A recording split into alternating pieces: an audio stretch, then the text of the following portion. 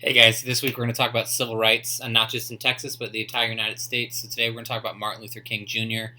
Tomorrow we're going to talk about Malcolm X. Then we're going to talk about segregation, the Civil Rights Act, and then we're going to finish off the week talking about the Freedom Riders that traveled from the North into the South to fight against segregation. So today, like I said, we're going to talk about Martin Luther King Jr. He was born in 1929 and was killed in 1968.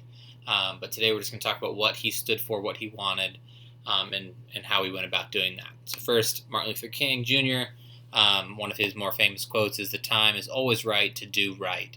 That's something he definitely believed in, and he lived through his whole life with that motto. So there was always time to do something right, and it was always the right time to do something right.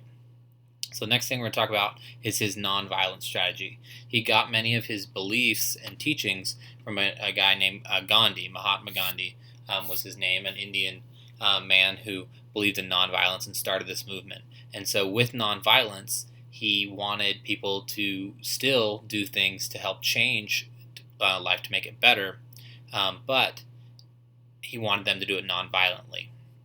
And so nonviolence and civil disobedience go together. Civil disobedience means breaking a law that you believe is unjust.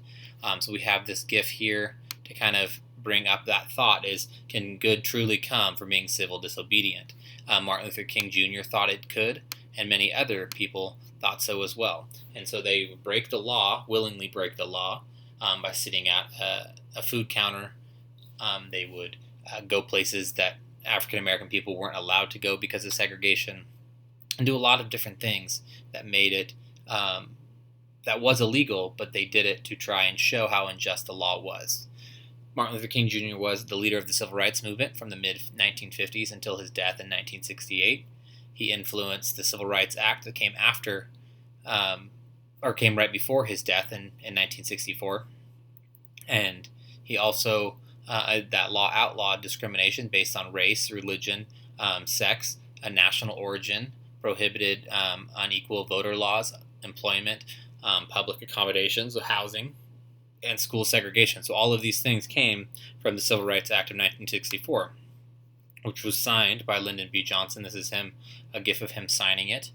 It was started by John F. Kennedy John F. Kennedy, our president right before Lyndon B. Johnson, but he was killed as well right before this, and so Lyndon B. Johnson ended up signing the Civil Rights Act of 1964.